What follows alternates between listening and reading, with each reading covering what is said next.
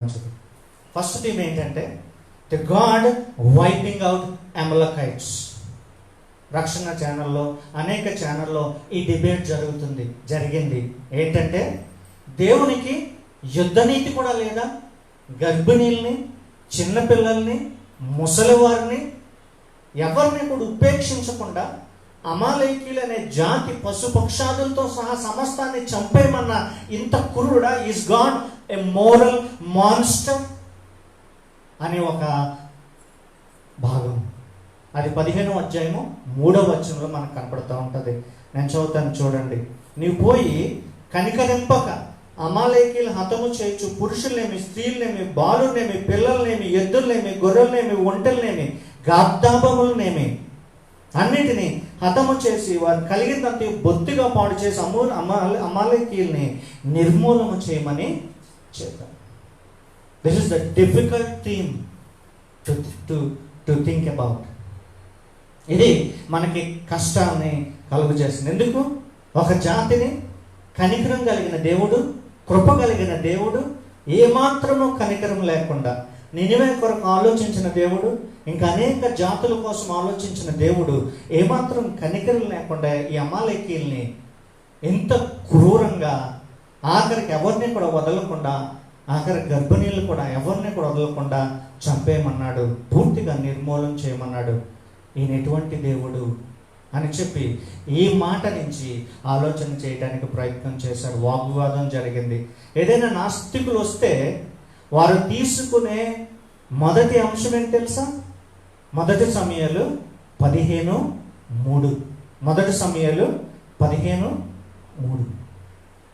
మొదటి సమయాలు 15:3ని చూపించి, ఇదిగో మీ దేవుడు నైతిక భూతము, మీ దేవుడు నైతిక భూతము, ఆయనకు నచ్చకపోతే అందరినీ ఇలాగే చంపేయమన్నాడు అని చెప్పి అమాలేకీయులను తెగ గురించి వారు మాట్లాడటం చూస్తూ ఉంటాం. రెండవ థీమ్ ఈ యొక్క మొదటి సమయాలు 15లో వస్తుంది. ఏంట్రా అంటే గాడ్స్ అన్చేంజబుల్నెస్, మార్పు లేని దేవుడు. దాన్నే థియలాజికల్గా గాడ్స్ ఇమ్యూటబిలిటీ, మార్పు లేని దేవుడు. యెహోవా నేను మార్పు లేని వాడను, యెహోవా నేను మార్పు లేని వాడను. మలాకి 3:6. యాకోబు 1:17. జ్యోతిర్మయుడగు తండ్రి గమనం వల్ల కలుగునైన చంచలత్వం వల్ల కలిగినైన ఏ మచ్చైనను ఛాయనను ఆయనలో లేదు, ఏ మార్పు లేదు. యాకోబు 1:17. మలాకి 3:6 ప్రకారము వస్తున్న మాట డాక్టర్ ఏంటంటే ఈ యొక్క దేవుడు మార్పు లేని వాడు. అదే మాట ఇక్కడ చూడండి 15:29లో మనకు కనపడుతుంది. రెండో థీమ్, మరియు ఇశ్రాయేలుకి ఆధారమైన వాడు నరుడు కాదు, వాడు అబద్ధమాడడు, పశ్చాత్తాపపడడు. ఇశ్రాయేలుకు ఆధారమైన వాడు నరుడు కాదు, ఆయన అబద్ధమాడడు, పశ్చాత్తాపపడడు. ఆయన నరుడు కాదు అబద్ధమాడటానికి, పశ్చాత్తాపము కూడా ఆయన పడడు. అంటే ఆయన మార్పు చెందడు అని అక్కడ లేఖనాలు మనకి సెలవిస్తూ ఉన్నాయి. ఆయన మార్పు చెందడు, మార్పు లేనివాడు ఈ దేవుడు అనేది మనం చూస్తూ ఉన్నాం. అయితే ఇక్కడ కాంట్రవర్షియల్ ప్యాసేజ్ ఇందులో మనకు కనపడుతూ ఉంటుంది. 1 సమయాలు 15:11 జాగ్రత్తగా చూడండి. 1 సమయాలు 15:11. సౌలు నన్ను అనుసరింపక వెనుతీసి నా ఆజ్ఞలు గైకొనక పోయెను గనుక అతనిని రాజుగా నిర్ణయించినందుకు నేను పశ్చాత్తాప పడుచున్నాను. 1 సమయాలు 15:29. ఇశ్రాయేలుకు ఆధారమైన వాడు నరుడు కాదు, ఆయన అబద్ధమాడడు, పశ్చాత్తాప పడడు. మళ్ళీ 1 సమయాలు 15:35 ఆఖరి వచనం, మరియు తాను సౌలును ఇశ్రాయేలు మీద రాజుగా నిర్ణయించినందుకు యెహోవా పశ్చాత్తాపము పడెను. ఒక చోట ఏమో పశ్చాత్తాప పడడు, ఇంకో చోట పశ్చాత్తాప పడెను అని రెండు ఒకే ప్యాసేజ్లో కాంట్రవర్సీలో ఉన్నాయి. ఒక చోట పశ్చాత్తాప పడెను 11వ వచనం. 29 పశ్చాత్తాప పడడు. 35వ వచనం పశ్చాత్తాప పడును. This is the difficult themes of 1 Samuel. కానీ దాంట్లో ప్రాముఖ్యమైన మాట 15:29 దేవుడు పశ్చాత్తాప పడడు. He doesn't relent, he doesn't repent, he doesn't change his mind. There is no necessary for him to change his mind. ఆయన మనసు మార్చుకోవటానికి ఆయనకి ఏ విధమైన అవసరత లేదు. మొదటి థీమ్ ఏంటి? కష్టమైన దీంట్లో అమాలేకీల యొక్క సంపూర్ణమైన నిర్మూలన. ఏంటి? దేవుడు ఎంత నైతికమైన భూతమా. రెండవ థీమ్ ఏంటి? దేవుని యొక్క మార్పు లేని గుణము, గాడ్స్ అన్చేంజబుల్నెస్. దాంట్లో థియలాజికల్ డాక్టర్ మనం చూసుకుంటే గాడ్స్ ఇమ్యూటబిలిటీ అని అన్నారు. మ్యూటేషన్ అనే మాటకి అర్థం ఏంటంటే చేంజ్. మ్యూటేషన్ అనే మాటకి చేంజ్. కోతి నుంచి నరుడు చేంజ్ ద్వారా వచ్చాడు అనేది ఆ యొక్క డార్విన్ సిద్ధాంతం, బైబిల్ సిద్ధాంతం కాదులేండి, అర్థమవటానికి. మ్యూటేషన్స్ అనేవి సడన్ హెరిటబుల్ చేంజెస్ అని అంటారు, మార్పు చెందటం అనే మాట గురించి. ఈ మ్యూటేషన్స్ అనేవి చేంజ్ అన్నప్పుడు మనిషిలోనూ సమస్తమైన సృష్టిలోనూ చేంజ్ ఉంది, కానీ దేవునిలో మార్పు లేదు. ఆయన రూపంలో కానీ ఆయన స్వభావంలో కానీ ఆయన ఏజ్లో కానీ దేంట్లో కానీ ఆయన మార్పు చెందనవాడు. రెండవ థీమ్. మూడవ థీమ్ ఏంటి? 3 థీమ్స్ ఉన్నాయి. అందుకనే 1 సమూయేలు 15 చాలా ప్రాముఖ్యమైన అధ్యాయము. పాత నిబంధన గ్రంథాల్లో చెప్పుకోదగ్గ అధ్యాయంలో ఒక అధ్యాయం. ఈ 3 కూడా బిగ్ కాంట్రవర్సీలు స్టార్ట్ చేసినాయి. 2 కూడా. మూడవది విధేయత అర్పణ కంటే గొప్పది. విధేయత అర్పణ కంటే గొప్పది. Obedience is better than sacrifice. ఆ మాటను మనం ఈరోజు చూడబోతున్నాం. Obedience is better than sacrifice. విధేయత బలి కంటే కోరదగినది. మాట వినుట కొవ్విన పొట్టేళ్ళ కంటే కోరదగినది. 1 సమూయేలు 15:22 మనం చూద్దాం. చూడండి.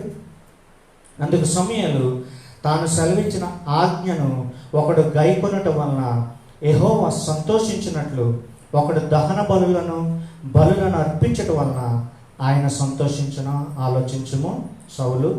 బలులు అర్పించుట కంటే ఆజ్ఞను గైకొనుటయు, పొట్టేళ్ల కొవ్వును అర్పించు కంటే మాటను వినుటయు శ్రేష్టము. తిరుగుబాటు చేయుట సోదు చెప్పుటన పాపంతో సమానము, మూర్ఖత విగ్రహారాధనతో సమానము అని అర్థం. మూర్ఖత విగ్రహారాధనతో సమానము, తిరుగుబాటు సార్సరీతో సమానము, సోది చెప్పుడితో సమానం. మాట వినుట బలి అర్పించుట కంటే శ్రేష్టము అని చెప్తూ ఉన్నాడు. మాట వినుట బలి అర్పించుట కంటే 3 ప్రాముఖ్యమైన థీమ్స్ ఈ 1 సమూయేలు 15లో మనకి కనపడుతున్నాయి. 1 అమాలేకీల యొక్క సంపూర్ణ నిర్మూలన. 2 దేవుని యొక్క గాడ్స్ అన్చేంజబుల్నెస్, మార్పులేని తత్వము. 3 ప్రాక్టికల్ థియాలజీలో, ప్రాక్టికల్ పార్ట్లో obedience is better than sacrifice. బలుల కంటే విధేయత ముఖ్యము అని 3 ప్రాముఖ్యమైన థీమ్స్లో మనము ఒకటి టచ్ చేద్దాం. గాడ్స్ అన్చేంజబుల్నెస్ అనేది ఇంకోసారి మనం ఆలోచించడానికి ప్రయత్నం చేద్దాం. ఎందుకు దేవుడు మార్పు లేనివాడు? ఆయన మార్పు లేకుండా ఉంటే మనకు వచ్చే ఉపయోగాలు ఏంటి, ఆయన మార్పు లేకుండా వచ్చే మనకు వచ్చే నష్టము ఏంటి అనే మాటని తర్వాత చూద్దాం. ఇదంతా ఆలోచన చేసిన తర్వాత అసలు 1 సమూయేలు 15లో ఏముంది, ఓవర్వ్యూ ఏముంది అనేది మనం ఆలోచన చేస్తే, సమూయేలుతో దేవుడు మాట్లాడతాడు.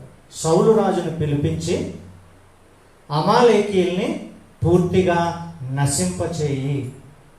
సౌలు రాజును పిలిపించి అమాలేకీల్ని పూర్తిగా నాశనము చేయమని చెప్పు.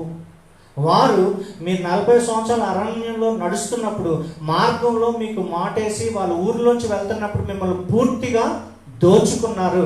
కాబట్టి ఒక విధంగా పగ తీర్చుకోవటం అనే మాటలో మనం ఆలోచన చేస్తే, ఈ అమాలేకీలు మీకు శత్రువులుగా ఉండి మిమ్మల్ని దోచుకున్నారు కాబట్టి, ఇప్పుడు మీరు బలం పొందుకున్నారు కాబట్టి ఈసారి వెళ్ళి వారిలో ఎవరూ లేకుండా వారిని సంపూర్ణంగా నాశనము చేయండి అని చెప్పి దేవుని చేత సమూయేలు చేత ఆజ్ఞాపించబడిన సౌలు మొదటగా జనాలు లెక్కేసినప్పుడు 2,10,000 మంది సైనికులను తీసుకుని హవీలా నుంచి లేకపోతే ఐగుప్తు మార్గం మధ్యలో ఉండగా ఆ ప్రాంతంలో మాటు వేసి అమాలేకీల్ని హతం చేయడానికి పూనుకుంటారు. అందరినీ హతం చేస్తారు, యుద్ధం గెలిచిపోయారు. అయితే వాళ్ళ రాజు అయిన అమాలేకీల రాజు అయిన ఆగాగును, అమాలేకీల పట్టణాల్లో ఉన్న ఖరీదైన సంపదను, బలిసిన కొవ్విన ఎడ్లను పొట్టేలను వారు తీసుకోకుండా, వారు చంపకుండా, సంహరించకుండా సౌలు అతనితో తీసుకుని వస్తాడు. సౌలు అతనితో తీసుకుని వచ్చినప్పుడు సమూయేలు యెహోవా చెప్పింది నువ్వు చేసావా అని చెప్పి సౌలు అంటున్నప్పుడు అవును నేను అలాగే చేశాను అని అంటూ ఉంటాడు. అయితే మరి నాకేంటి గొర్రెల యొక్క మాటలు, గొర్రెల యొక్క అరుపులు, ఎట్ల యొక్క రంకెలు నాకు వినపడుతున్నాయి అని అంటే అప్పుడు సౌలు అంటాడు, నేను వాటిని యెహోవాకి బలర్పించడానికి వాటిని సేకరించాను, యెహోవాకి బలర్పించడానికి నేను వాటిని ఉంచాను అని చెప్పి ఈ యొక్క సౌలు అంటూ మనం చూస్తూ ఉంటాం. అప్పుడు సమూయేలు ఈ మాటను తీసుకుని వస్తాడు. ఇదిగో రాత్రి నాతో దేవుడు మాట్లాడాడు, నువ్వు చేసిన క్రియ గురించి నాకు తెలియపరచాడు అని సమూయేలు చెప్పి నిన్ను రాజుగా ఉండటానికి దేవుడు నిరాకరించాడు అని చెప్పి సౌలుతో సీరియస్గా చెప్పినప్పుడు సౌలు అంటాడు, సమూయేలా ఆ మాట అనవద్దు, సమూయేలా ఆ మాట అనవద్దు. నేను యెహోవా చెప్పినట్లే మొత్తం చేశాను, మొత్తం అంతటిని గెలిచాను. అయితే బలర్పించడానికి మాత్రం కొన్ని బలిష్టమైనవి, ఘనమైనవి నేను తీసుకుని వచ్చాను. అవి కూడా జనుల మాట విని తీసుకుని వచ్చాను, అవి కూడా దేవునికి అర్పించడానికి తీసుకుని వచ్చాను, నాకు కాదు అని చెప్పి సౌలు అంటూ ఉంటాడు. ఈ సౌలు నువ్వు ఆ రీతిగా నువ్వు చేయటానికి వీల్లేదు అని చెప్పి ఆ 22వ వచనము మనకు అర్థం పడుతూ ఉంటుంది. 22వ వచనం ఏంటి? బలి అర్పించడం కంటేను మాట వినుట, ఆజ్ఞను గాయకొనుట శ్రేష్టము. అలాగనే కొవ్విన పొట్టేళ్లను అర్పించుట కంటేను మాట వినుట శ్రేష్టము కాదా అని చెప్పి సమూయేలుతో మాట్లాడినప్పుడు సమూయేలు సౌలుతో మాట్లాడినప్పుడు సౌలు జనులు బట్టి నేను పాపం చేసిన దయతో నన్ను క్షమించంటే సమూయేలు క్షమించకుండా వెళ్ళిపోతా ఉంటుంటే సమూయేలును పట్టుకుని తన దుప్పటి చెంగును పట్టుకున్నప్పుడు దుప్పటి చెంగు చిరిగిపోతాడు. వెంటనే సమూయేలుకు కోపం వచ్చి అంటాడు, ఇంక ఈ రోజుతో దేవుడు నిన్ను రాజుగా తృణీకరించాడు అని చెప్తాడు. అలా కాదు సమూయేలు, నీ కోసం నా కోసం కాకపోయినా ప్రజల కోసం, ప్రజల ముందు నన్ను గనపరచు అని చెప్పి మళ్ళీ ఒక ఫాల్స్ రిపెంటెన్స్ని తీసుకురావడానికి ప్రయత్నం చేస్తాడు. ఆ తర్వాత సమూయేలు ఆగాగును చంపటంతో ఈ యొక్క వాక్యము ముగించబడతాడు. ఇది స్టోరీ బ్యాక్డ్రాప్. ఇది బ్యాక్డ్రాప్. ఇందులో 3 థీమ్స్ ఉన్నాయని చూసాం. మొదటి సమయంలో జరిగిన వృత్తాంతం అంతా మనము ఆలోచన చేసాం. అయితే దీని నుంచి 9 ప్రాముఖ్యమైన అంశాలు మనం నేర్చుకుని మన వాక్య భాగాన్ని ముగిద్దాం. దీంట్లో 9 ప్రాముఖ్యమైన అంశాలు మనం తీసుకుని దాని నుంచి మన వాక్య భాగంలో మనమైన ఒక వాక్యాన్ని ముగించుకోవడానికి ప్రయత్నం చేద్దాం. మొదటిది అవిధేయత గురించి ఆలోచన చేద్దాం, 4 మాటలు. దాని తర్వాత విధేయత గురించి ఆలోచన చేద్దాం. అవి రెండే ఇక్కడ కనపడుతున్నాయి. అవిధేయత గురించి ఆలోచన చేద్దాం, విధేయత గురించి ఆలోచన చేద్దాం. దాని తర్వాత మన వాక్య భాగాన్ని ముగిద్దాం. మొదటిది పార్షల్ ఒబీడియన్స్ ఈజ్ డిసొబీడియన్స్. మొదటిది ఏంటి? పాక్షికమైన విధేయత అవిధేయతే. పాక్షికమైన విధేయత is equal to disobedience. A partial obedience is as bad as disobedience. లేకపోతే partial obedience is disobedience. పాక్షికమైన విధేయత అవిధేయతే. అవిధేయత పాపము, పాపానికి పరిహారం మనము చెల్లించవలసి ఉంటుంది. అక్కడ దాంట్లో సమూయేలు చేసింది మొత్తం రైటే, దేవుడు చెప్పినట్లే చేశాడు. అమాలేకీల్ని చంపేశాడు, మొత్తం అందరినీ చంపేశాడు. 99% నెరవేర్చాడు దేవుని మాట. ఎంత నెరవేర్చాడు? 99% నెరవేర్చాడు. బలహీనమైన గుడ్లన్నింటినీ చంపేశాడు, మొత్తం అందరినీ చంపేశాడు. ఇక్కడ చూడండి, 9వ వచనంలో సౌలు జనులను కూడి ఆగాగును గొర్రెను ఎడ్లను కొవ్వులను గొర్రెలను మొదలైన వాటిని మంచి వాటిని నిర్మూలన చేయక కడగా నుంచి పనికిరాని పశువులన్నిటిని నిర్మూలము చేశారు. అమాలేకీలో సుమారు 1,00,000 మంది జనాభా ఉన్నారనుకోండి, ఒకరినే మిగిల్చాడు. ఎవరిని? ఆగాగుని. ఎంతమంది చంపేశాడు?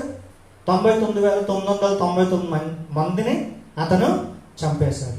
దేవుడి మాటకి అవిధేయత చూపించినట్ల ఏమీ కాదే, అందరినీ చంపేశాడే. ఒకడినే ఆపాడు. ఎవరిని? రాజైన ఆగాగు. దేవుడు అన్నాడు సమస్తాన్ని నిర్మూలము చేయి, ఇంక్లూడింగ్ కింగ్. అందరిని నిర్మూలన చేయమంటే సమూయేలు 99.99% దేవుడి మాటను నెరవేర్చాడు. 1% దగ్గర మాత్రమే ఫెయిల్ అయ్యాడు. ఎంత యాక్యురేట్గా ఉన్నాడు చూడండి ప్రభు. ఏంటి అక్కడ ఉన్న జనాల్ని, అమ్మాయిల్ని, గర్భిణీ స్త్రీల్ని, ముసలివారిని, చిన్నవారిని, పెద్దవారిని, బాలులను 1 సంవత్సరం లోపు, 1/2 సంవత్సరం లోపు ఎక్కడైనా సరే అందరినీ కూడా చంపేస్తే, అందరిని చంపేసి ఒక రాజుని మిగిలిస్తే దానికి దేవునికి తృప్తి లేదు. అన్ని గొడ్లు, అన్ని పశువుల్ని, అన్నిటిని చంపేసి ఒక 10 పశువులు తెచ్చుకున్నాడేమో, దానికి దేవునికి తృప్తి లేదు. అందుకనే ఫస్ట్ మాట ఏంటంటే పార్షియల్ ఒబీడియన్స్ ఈజ్ డిసొబీడియన్స్. అక్కడ సౌలు అవిధేయత చూపింది 1% కన్నా తక్కువే. ఆయన చెప్పిన మాటను అనుసరించడంలో సౌలు చేసిన అవిధేయత అంత 1% కంటే తక్కువే. 99% నెరవేర్చాడు. అయినా దేవుడు దాన్ని నెరవేర్చినట్లుగా చూడలేదు. అందుకనే సగం మాట వినటము ప్రమాదకరం. నేను విన్ను అని ముఖం మీద చెప్పేసి వెళ్ళిపోవటం మంచిదే, కానీ నేను వింటాను అన్నట్లుగా వెళ్ళి ఇష్టానుసారంగా చేస్తే దేవునికి అస్సలు నచ్చట్లేదు. అందుకనే ఏ పార్షియల్ ఒబీడియన్స్ ఈజ్ డిసొబీడియన్స్ అని చెప్తున్నాడు. పాక్షికమైన విధేయత అవిధేయతతో సమానము. చాలా ప్రాముఖ్యమైన మన జీవితాల్లో మనము దేవునికి ఏ విధంగా విధేయత చూపిస్తున్నాం. చాలా వరకు బాగానే విధేయతగా ఉన్నాను కదండి, అక్కడ 1-2 నేను వింటలేదంటే అనంటే దేవునికి దాంతో సంబంధము లేదు. ఇక్కడ సౌలు పరిస్థితి చూడండి. మొత్తం అందరిని చంపేసి, మొత్తం గొడ్లని చంపేసినా సరే ఒకరిని మిగిల్చుకుని, కొన్ని గొడ్లను మిగిల్చుకుంటే నువ్వు నా మాట సరిగ్గా వినలేదు అని చెప్పి సౌలు మీద నింద మోపబడుతుంది. లేకపోతే సౌలు మీద దేవుడు ఆగ్రహించినట్లు చూస్తున్నాడు. ఎంతవరకు తెచ్చుకున్నాడంటే సౌలుని ఇంకా రాజుగా ఉండనివ్వను అని అంటున్నాడు. సౌలుని ఇంకా రాజుగా ఉండను. It cost his crown. అతని యొక్క కిరీటము ఖరీదుగా ఉంది. ఎంత కఠినంగా ఉన్నాడు చూడండి, ఎంత కష్టంగా ఉన్నాడు చూడండి ప్రభు. నేను దేవుని పాటించడం అంటే అంత సులువా? 99% నెరవేర్చిన సౌలుని రిజెక్టెడ్ యాజ్ కింగ్. మనమెవరు? రాజులైన యాజక సమూహం కదా మనం, లేఖనాల ప్రకారం అంతే కదా. ప్రతి కిరీటాన్ని ఊడబెగుతానంటాడు. అవిధేయత చూపిస్తే ప్రతి కిరీటము తీసేస్తాను అని అంటాడు. ఫస్ట్ మాట partial obedience is disobedience. 2, disobedience is act of rebellion. అవిధేయత తిరుగుబాటుతో సమానము. 19వ వచనం చూడండి. అందుకు సమయాలు అంటున్నాడు, నీవు ఎందుచేత యెహోవా మాట వినక దోపుడు మీద ఎగబడి, మాటలు చూడండి ఎలా వాడాడు, దోపుడు మీద ఎగబడి ఆయన దృష్టికి కీడు చేసితివి అని చెప్తూ ఉన్నాడు. అందుకని 23లో తిరుగుబాటు చేయుట సోదు చెప్పుట అనే పాపముతో సమానం. తిరుగుబాటు చేయుట సోదు చెప్పుట అనే పాపంతో సమానం. అవిధేయత ఎక్కడ మొదలవుతుందో తెలుసా? తిరుగుబాటుతో మొదలవుతుంది. ఒక జీవితంలో ఒక ఇంట్లో ఒకరికి, లేకపోతే నువ్వు నచ్చిన వారికి, నీ ఇంట్లో వారికి నువ్వు చెప్పటం మొదలు పెడతా ఉన్నావు, వారు బాగుపడాలని, వారు మారాలని. వారు విన్నట్లుగానే ఉంటా ఉన్నారు. ఒకరోజు అంటారు, నువ్వెవరు నాకు చెప్పటానికి? దాన్ని ఏమంటారు? తిరుగుబాటు. ఏమంటారు? అంతే కదా. ఇసుకుపోయిన ఒక యూత్లో ఉన్న యవనస్తుడు, ఇసుకుపోయిన యూత్లో ఉన్న యవనస్తురాలు ఇచ్చే తన తల్లికి కానీ, తన గురువుకి కానీ తన సమాధానం ఏంటి? ఎవరూ నాకు చెప్పడానికి అంత దూరం మనము వెళ్తాం. సౌలు అది చేస్తున్నాడు. ఏం చేశాడు? ఇక్కడ మాట వినకపోవటమే తిరుగుబాటుకు అర్థము అని చెప్తున్నాడు. మాట వినకపోతే అవిధేయతకు సమానము అని చెప్తున్నాడు. Simple as that. తిరుగుబాటుని దేంతో పోల్చాడు? సోద చెప్పుట, అంటే డెవనేషన్ అని చెప్తున్నాడు. అంటే మంత్రాలు వల్లించుట అనే పాపంతో సమానం చేశాడు. ఒక భూత వైద్యుడు ఉంటాడు కదా, చాల్లోకి వెళ్ళి నగ్నంగా కూర్చుని ముగ్గులు వేసుకుని చేతబడి చేస్తారే, దాంతో సమానం అంటున్నాడు. ఏంటది? తిరుగుబాటు చేయడం దేంతో సమానం? సోద చెప్పుట. సోద ఎక్కడ చెప్తారు? ముగ్గులేసి, మంత్రాలు వేసి జరగబోయేది చెప్తారు కదా. వాళ్ళు ఎక్కడ చేస్తారు? చాలా మధ్యలో నగ్నంగా ఉండి జనాల కోసం చేస్తాం.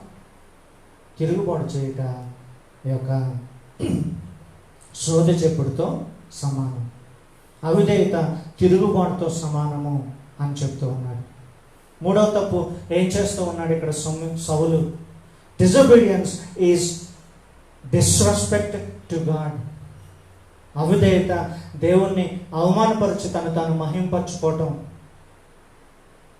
ఎక్కడైతే దేవుని మహింపరచవలసి వచ్చిందో అక్కడ మహింపరచకుండా నీకు నువ్వు హెచ్చించుకుంటే అక్కడ ఖచ్చితంగా అవిధేయత చూపినట్టు. ఇక్కడ ఏం చేస్తున్నాడంటే, నీవు ఆగాగుని సహా సమస్తాన్ని చంపమంటే ఆగాగుని ఏం చేస్తున్నాడు? ఎవడైనా ఒక రౌడీ షీట్ని పట్టుకున్నారనుకోండి, పోలీసులు కష్టపడి ఏం చేస్తారు? ఊరంతా ఊరేగిస్తారు. ఎందుకు? కాలరు ఎగరేయటాన్ని. ఒక పక్క రాజుని బానిసగా చేశాడు అనుకోండి, ఒక బలవంతుని పట్టుకున్నారనుకోండి, సంసోన్ని ఏం చేశారు? జనాభా అంతా, ఫిలిస్తీన్లంతా ఏం చేశారు? ఊరేగించి, ఇదిగో ఈ బలవంతుని మేము లొంగ తీసుకున్నామని తాము హెచ్చించుకోవటానికి చేస్తారు. ఇప్పుడు మరి సౌలు ఆగాగుని ఎందుకు మిగిల్చాడు? గొప్ప అమాలేకీల రాజైన ఆగాగుని నేను పట్టుకున్నాను అని చెప్పి తన్ను తాను ఊరేగింపబడటానికి చూస్తూ ఉన్నాడు. దేవుని మహింపరచడం ఏంటి? ఆగాగుని చంపటం. దేవునికి అవిధేయత చూపటం ఏంటి? ఆగాగుని ఊరేగించి తనకు మహిమ రావాలి అని అనుకోవటం. ఎందుకు? ఎక్కడి నుంచి తీసుకున్నాం? సౌలు యొక్క మనస్తత్వం ఎలాంటిది? ఎప్పుడైతే దావీదు సౌలుని ముందుకు వెళ్ళిపోతున్నాడో, సౌలు కంటే జనులందరూ ఏమన్నారు? సౌలు 1000 మందిని, దావీదు 10,000. అసూయ వచ్చింది. ఎవరికి? సౌలు. అసూయపరుడు. దావీదు 10,000 మంది, సౌలు 1000 మందిని హతము చేశాను అని అన్నప్పుడు సౌలు అసూయ వచ్చింది. అంటే సెల్ఫ్ రెస్పెక్ట్ ఉన్నవాడు, selfish person, self centred person. దేవుని యొక్క మహిమను చూడని ఎవడైనా సరే, దేవుని మహింపరచని ఎవడైనా సరే, దేవునికి అవిధేయత చూపని వాడే ఆ క్రియ ద్వారా వాడు పాపము చేస్తూ ఉన్నాడు. ఏం చేస్తూ ఉన్నాడు? ఆగాగుని వెంటనే రాగానే ఈ బలి అర్పించే విషయంలో ఇవన్నీ కూడా తెచ్చుకున్నప్పుడు సమయంలో ఎదుర్కోగానే ఆగాగు గురించి మాట్లాడట్లేదు, కానీ ఈ యొక్క బలిష్టమైన వాటిలన్నింటికి గురించి మాట్లాడుతున్నప్పుడు, ఇదిగో నేను దేవునికి బలర్పించడానికి ఇవన్నిటిని సేకరించానని చెప్తున్నాడు. ఎప్పుడు చెప్పాడు? సమయాలు అడిగితే చెప్పాడు. సమయాలు అడగకముందు చెప్పలేదు. సమయాల్ని ఒకవేళ నిజంగా ఈ సౌలు అనేవాడు అవన్నీ అర్పించడానికి, నిజంగా దేవునికి అర్పించడానికి తీసుకున్నవాడైతే మొదటగా సమయాలకి అతను కబురు పెట్టి చెప్పేవాడు. ఆ రీతిగా చెప్పడం తెచ్చేసుకున్నాడు. సుఖపడదాం అనుకున్నాడు, ఎంజాయ్ చేద్దాం అనుకున్నాడు. ఈలోపు సమయాలు వచ్చాడు, కవర్ చేసేస్తున్నాడు మాటలు. ఇది నా కోసం కాదు, ఇది జనులే తీసుకున్నారు, ఇది దేవుని కోసము, ఇది మా అందరి కోసము కాదు అని చెప్పి కవర్ చేసుకుంటున్నాడు. అవిధేయత చూపేవాడు ఎప్పుడు కూడా పాపాన్ని కవర్ చేస్తూ ఉంటాడు. అవిధేయత చూపేవాడు ఎప్పుడు కూడా పాపాన్ని కవర్ చేస్తాడు. హి doesn't like to be exposed as a sinner. అతడు పాపిగా కనపడటానికి ఎప్పటికీ అతను ఇష్టపడడు. నిజమైన పశ్చాత్తాపము ప్రపంచం చూస్తుంది అన్నది కాదు, నేను పాపిని అని బిగ్గరగా రొమ్ములు కట్టుకున్న ఆ యొక్క సుంకరి ప్రార్థన వంటిది. పరిసయ్యుడు నేను నీతిమంతుడని అనుకున్నాడు, సుంకరి నేను పాపిని అని అంటూ ఉన్నాడు. There is no cover ups in obedience. విధేయతలో ఈ కవర్ చేసుకోవటం అనేది ఉండదు. విధేయతలు ఏముంటుంది? ఒప్పుకోవటమే. తప్పు చేస్తే ఒప్పుకోవటం, కవర్ చేసుకోవటం అనేది ఇంకా కనపడదు.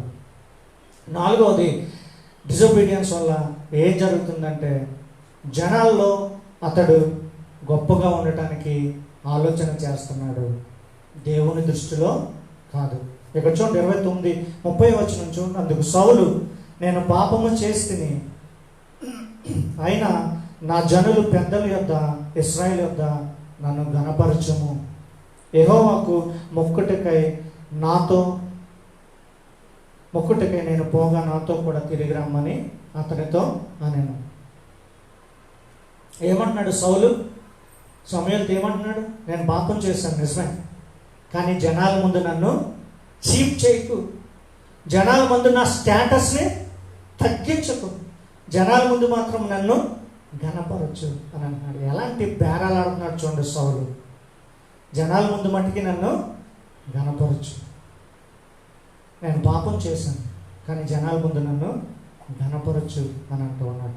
మొదటిదంటే పాక్షికమైన విధేయత అవిధేయతతో సమానము. రెండవది అవిధేయత తిరుగుబాటు. మూడవది అవిధేయత దేవుని మహిమను దొంగిలించి నన్ను నేను మహింపరుచుకునేది.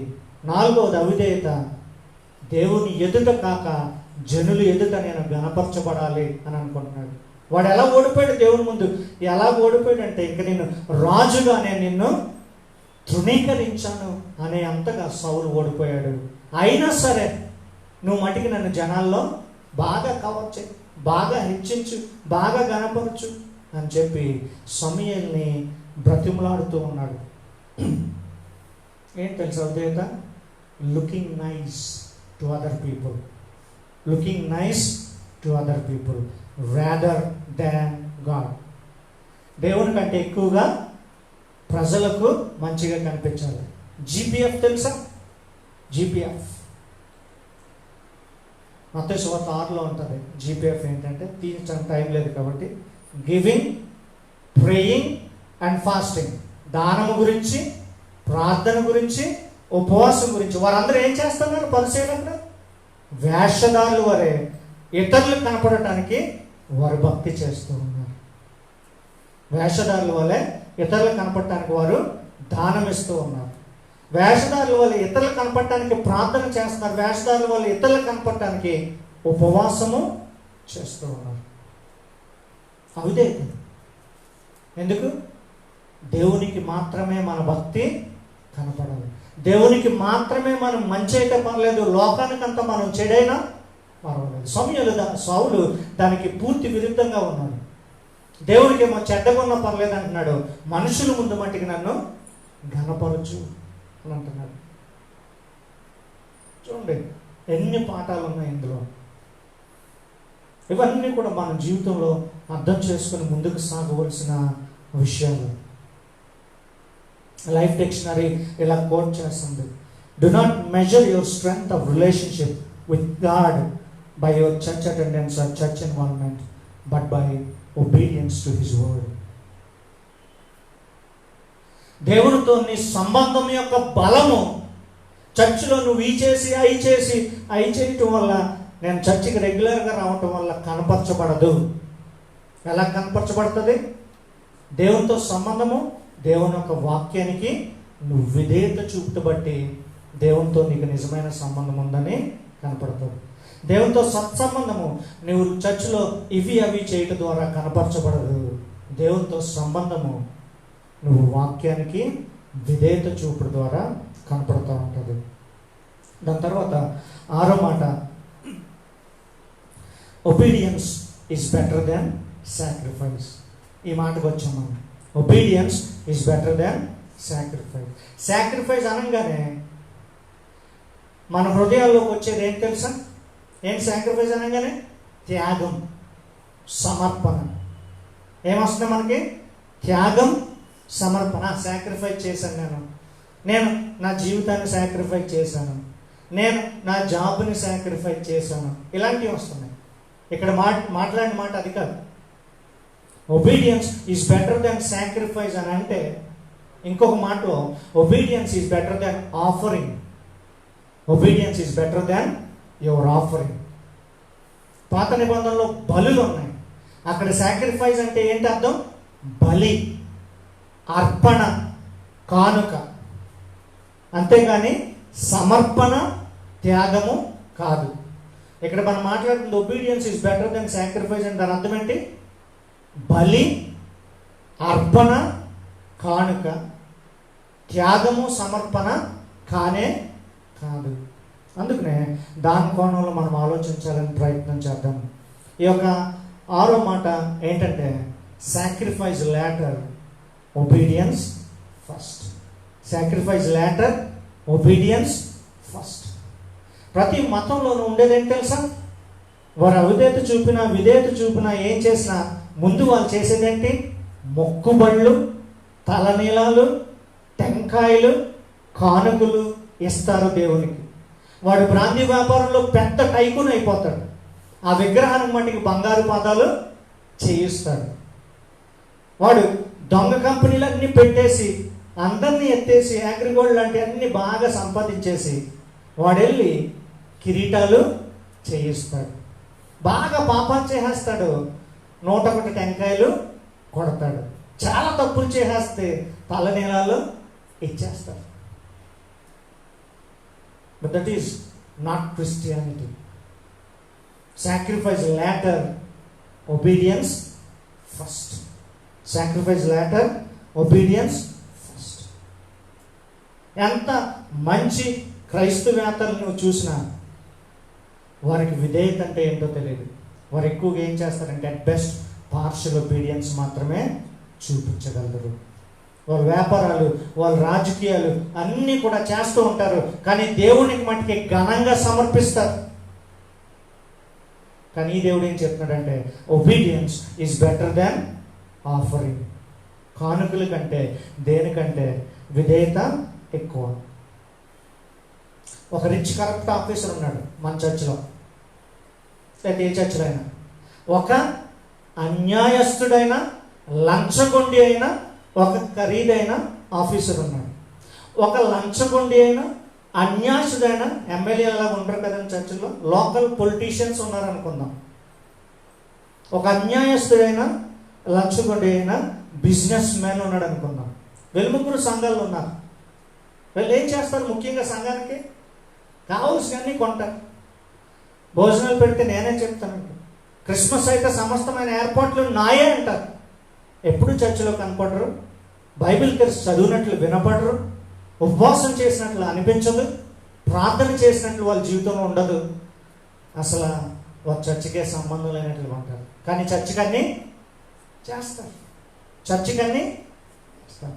టు దోస్ పర్సన్స్, అటువంటి వారి కోసం ఏమంటారు? Obedience is better than offering. నీ కానుక కంటే దేనికంటే నువ్వు డబ్బులతో దేవుణ్ణి సంతోషపరచడానికి ప్రయత్నం చేసిన ప్రతి పని కంటేను నువ్వు తిన్నగా వచ్చి కుర్చీలో కూర్చొని దేవుణ్ణి ఆరాధించు, సరిపోతుంది. ఆయన మాట విను. ప్రతి పల్లెటూరులోను, ప్రతి పట్టణాల్లోనూ, ప్రతి చోట ఇదే జరుగుతుంది. ఖరీదైన కుటుంబం ఒకటో రెండో ఉంటాయి. ఇంకా వాళ్ళు ఇష్టానుసారంగా జీవించి ఏం చేస్తారు? కానుకలతో పాస్టర్ని సాటిస్ఫై చేయాలనుకుంటారు. పట్టణాలైనా సరే ఖరీదైన ఇన్కమ్ ట్యాక్స్ ఆఫీసర్లు, కరప్షన్ ఆఫీసర్లు, బ్యూరో ఆఫీసర్లు అందరూ ఉంటారు. వారు చేసే పనులన్నీ చేస్తారు. కానీ కానుకలు ఘనంగా సమర్పిస్తారు, దేవుని ఘనపరచినట్లు అనుకుంటున్నారు. అర్పణ కంటే ఆజ్ఞ గైకొనుట మేలు అని అంటున్నాడు. శ్రేష్టము, సరైన మాట. అర్పణ కంటే ఆజ్ఞ గైకొనుట శ్రేష్టం. ప్రతి చర్చిలోనూ ఇదే పిక్చర్ నడుస్తూ ఉంది. ఏం picture? The picture of satisfying God with offering. ఒరే బాబు, నీ అర్పణ తర్వాత ముందు నీ విధేయత. ఏమా, నీ అర్పణ తర్వాత ముందు నీ విధేయత. ఇంకా ఎలా సమర్పిస్తారు తెలుసా? Music, singing, preaching. గొప్పగా నేను అన్నీ సమర్పించాను, నా తలాంతులు అని అంటారు. పాటలు అయిపోగానే బయటికి వెళ్ళి కూర్చొని సిగరెట్ తాగుతారు. పాటలు అయిపోగానే బయటికి వెళ్ళి కూర్చొని మందు తాగుతారు. మ్యూజిషియన్స్ ప్రీచింగ్ అయిపోగానే ఇష్టానుసారంగా కోర్సు జోకులు వేస్తారు. పాస్టర్స్ ప్రీచింగ్ అయిపోగానే ఇష్టానుసారమైన జీవితాలు వెంటనే చేస్తారు. వాడు వాక్యం చెప్పేస్తారు, స్టేజ్ దిగగానే ఏకేకలు పక్కపక్కలు, మళ్ళీ మార్పు లేని జీవితాలు. వారు ఏం సమర్పిస్తున్నారు? కానుకగా, అర్పణగా వారి తలాంతులు. మ్యూజిక్ కొట్టడమైనా, సింగింగ్ అయినా, ప్రీచింగ్ అయినా, ఏదైనా సరే. వారు కూడా ఇతర మతాల్లాగా సాక్రిఫైస్ ఫస్ట్, ఒబీడియన్స్ లేటర్ అంటున్నారు. That's not the protocol of Christianity. అలా లేదు క్రైస్తవత్వం. విధేయత ముందు, అర్పించు, అర్పించకపో, పాడు పాడుకుపో, మాట్లాడు మాట్లాడకపో, ఇవ్వకపో. ముందేంటి? విధేయత. ముందు విధేయత. తర్వాత sacrifice comes as an obligation. Obedience comes in love. Obedience comes in love. ఎప్పుడు బలి అర్పిస్తామండి? ఎప్పుడు బలి అర్పిస్తాం? Sacrifice comes as an obligation. Obedience comes as love. యోహాను సువార్త 14:5, నీవు నన్ను ప్రేమించిన యెడల నా ఆజ్ఞలు గైకొందు. సింపుల్. నీవు నన్ను ప్రేమించిన యెడల నా ఆజ్ఞలు గైకొందు. యోహాను సువార్త 14:15. మొదటి యోహాను 2:6, ఆయన వాక్యము ఎవడైనా గైకొన్నో వానిలో దేవుని ప్రేమ నిజముగా పరిపూర్ణము ఆయన. ఆయన వాక్యం ఎవరు గైకొన్నో వానిలో నిజముగా దేవుని ప్రేమ పరిపూర్ణము ఆయన. Obedience is directly proportional to love. మనం దేవుని ప్రేమిస్తే దేవునికి మనం విధేయత చూపిస్తాం. మనం దేవునికి భయపడితే దేవునికి బలి అర్పిస్తాం. తేడా చూడండి. మనం దేవుని ప్రేమిస్తే దేవునికి విధేయత చూపుతాం. మనం దేవునికి భయపడుతున్నాం అనుకోండి, చిన్నదానికి పెద్దదానికి, ఆయన్ని లాలించడానికి, కాకా పట్టడానికి కానుకలు, బలులు అర్పిస్తాం. Sacrifice comes as an obligation, but obedience is rooted in love. విధేయత ప్రేమలో వేరుపారై ఉంది. అర్పణ భయములో వేరుపారై ఉంది. విధేయత ప్రేమలో వేరుపారై ఉంది. అర్పణ భయం. నన్ను ఏదో చేసేస్తాడు దేవుడు, నన్ను ఏదో కొట్టేస్తాడు, నా ఉద్యోగం తీసేస్తాడు, నా రాజరికం పోతుంది అని సౌలు చేశాడు చూడండి. అది భయముతో కూడిన భక్తి. God is not expecting that. ప్రేమతో కూడిన భక్తి కావాలంటున్నాడు. తర్వాత prevention is better than cure. ఎందో మాట, prevention is better than cure. ఎందుకు prevention is better than cure? విధేయత, సాక్రిఫైస్కి రెండింటికి కామన్ కనెక్షన్ ఏంటి తెలుసా? సిన్. ఏంటి? పాపము. విధేయత పాపాన్ని ప్రివెంట్ చేస్తారు. అర్పణ పాపం చేసిన తర్వాత దేవుణ్ణి సంతృప్తి పరచడానికి ప్రయత్నం చేస్తారు. Prevention is better than cure for sin. Add చేస్తే prevention is better than cure. Prevention అంటే ఏంటి? పాపం చేయకుండా ముందుగానే వాక్యానికి లోబడి నేను ఆ శోధనకి, ఆ తప్పుకి నన్ను నేను అప్పగించకుండా ఉండటం. అంతే కదా? పాపం చేయకుండా నేను ఆ తప్పుకి, ఆ పాపానికి, ఆ శోధనకి లోబడి ఉండకుండా ఉండటానికి నాకు కావాల్సింది ఏంటి? విధేయత. విధేయత కాపాడుతుంది, అర్పణ సరి చేయటానికి ప్రయత్నం చేస్తుంది. అందుకని ఎప్పుడు prevention is better than cure. పాపం చేయకుండా ఉండటం మంచిది ముందు, దేవుని ఆజ్ఞకు లోబడి. ఆ తర్వాత ఆయన క్షమిస్తాడో లేదో కూడా మనకి తెలియదు. అర్పణ ఆయన స్వీకరించవచ్చు, స్వీకరించకపోవచ్చు, మన చేతిలో లేదని. కానీ మన చేతిలో ఉంది ఏంటంటే విధేయత. అందుకని prevention is always better than cure. Prevention is always better than cure. A perfect animal becomes a perfect sacrifice for God. యోధయ ప్రాంతంలో 2000 సంవత్సరాల క్రితం ఏమి సమాచారం తిరిగింది తెలుసా? దేవుడు బలిష్టమైన అర్పణల యందు సంతోషిస్తాడు అనేది తిరిగింది. దేవుడు కొవ్విన పొట్టేళ్లను, కొవ్విన దూడలను బాగా సంతోషిస్తాడు అనే మాట తిరిగింది. దేవుడు వాటిని సంతోషిస్తాడా? సంతోషించు. కానీ ఇశ్రాయేలు ప్రతిసారి పాపం చేసి దేవుని కాకపడటానికి కొవ్వున పొట్టేళ్ళు, గేదెలు తీసుకుపోవటం వల్ల నానుడు ఏమైందంటే దేవుడు విధేయతకు సంతోషిస్తాడు మానేసి దేవుడు కొవ్విన పొట్టేళ్లకు సంతోషిస్తాడు అనే నానుడు వచ్చింది. కానీ దేవుడు ముందుగా దేన్ని సంతోషిస్తాడు? విధేయతను. ఆయన మాట వింటానే ముందు సంతోషిస్తాడు. దాని తర్వాత నెక్స్ట్ ఆప్షన్ తీసుకోవాల్సింది ఏంట్రా అంటే సాక్రిఫైస్. నెక్స్ట్ ఆప్షన్ తీసుకోవాల్సింది ఏంటంటే సాక్రిఫైస్. ముందు అయితే వీలైతే you prevent sin by obedience to God. Then if you can not you offer a sacrifice, then there is no guarantee. ఆ తర్వాత నీవు అర్పించు. అది తీసుకుంటాడో లేదో మనకి చూడండి ఎన్ని ఇంప్లికేషన్స్ ఉన్నాయో. ఆఖరిది అతి ప్రాముఖ్యమైనది. Obedience is better than sacrifice. Jesus did both. అంతేనా? విధేయత అర్పణ కంటే గొప్పది, కానీ యేసు రెండు చేశాను. ఎంత మంచిగా చూడండి, యేసు రెండు చేశాను. తండ్రికి పరిపూర్ణమైన విధేయుడుగా ఉన్నాడు. మన పాపానికి సరిపడ పర్ఫెక్ట్ సాక్రిఫైస్ ఆయనే అయి ఉన్నాడు. వెంట్రుకలు నెక్కబొడుచుకుంటున్నాయి నాకైతే. Both obedience and sacrifice is in Jesus. This is highest standard. విధేయత చూపాడు, అర్పణ తన శరీరాన్ని అర్పించాడు. He did both అని మనం చూసుకోవచ్చు. He showed perfect obedience in offering himself as a perfect sacrifice. That is Christ-like obedience. క్రీస్తు వంటి విధేయత, క్రీస్తు వంటి జీవితం. క్రీస్తు వంటి విధేయత, క్రీస్తు వంటి జీవితం. ఇప్పుడు సాక్రిఫైస్ అనే మాటకి అర్థం మారుతుంది. సాక్రిఫైస్ అనే మాటకి క్రైస్తవుల్లో యాగము, త్యాగము వస్తాయి. మనం మన జీవితాన్ని సజీవ యాగముగా, a living sacrifice to God. రోమా 12:2 మొత్తం ఉంటుంది.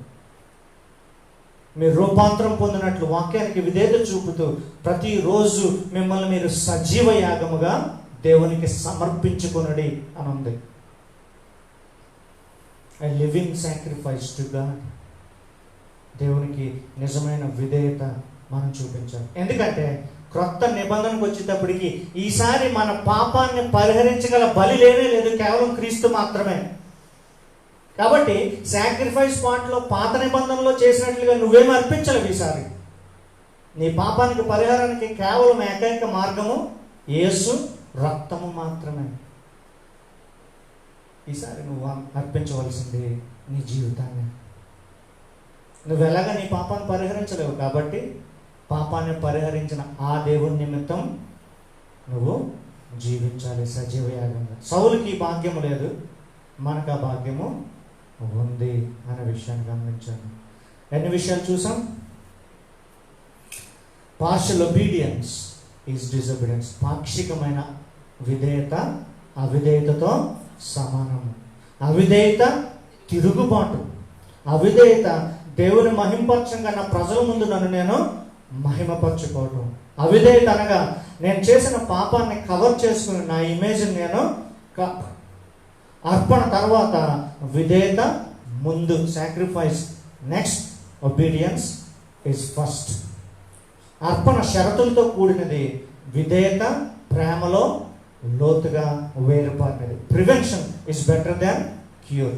అర్పించడానికి ముందే నువ్వు విధేయత చూపితే పాపాల నుంచి తప్పించుకోగలదు. ఆఖరికి క్రైస్ట్ లైక్ బిహేవియర్లో నీలో విధేయత ఉండాలి, నీ జీవితము దేవునికి అర్పించబడి ఉండాలి. మన కొరకు క్రీస్తు రెండూ చేశాడు. ఆయన పరిపూర్ణంగా దేవుని మాటకు విధేయ, ఆయన తన శరీరాన్ని సంపూర్ణంగా మన కొరకు సమర్పించాడు, అర్పించాడు. అటువంటి క్రీస్తు వంటి విధేయత మనలో ఉండాలి అని చెప్పి మనము ఆలోచించాలి. మీ 9 మాటలు మీ జీవితంలో ఆ విధేయత దరి రాకుండా చేసేది. ఇంటికి వెళ్ళి మొదటి సమయాలు ముందు నుంచి వెనక్కి 3 సార్లు చదవండి. ఈ మాటలన్నీ మీరు చూసుకోండి. అవి ఉన్నాయో లేవో మీ జీవితాల్లో మీరు పరీక్షించుకోండి. మోకరిద్దాం, బలలోనికి వెళ్దాం. మోకరిద్దాం, బలలోనికి వెళ్దాం.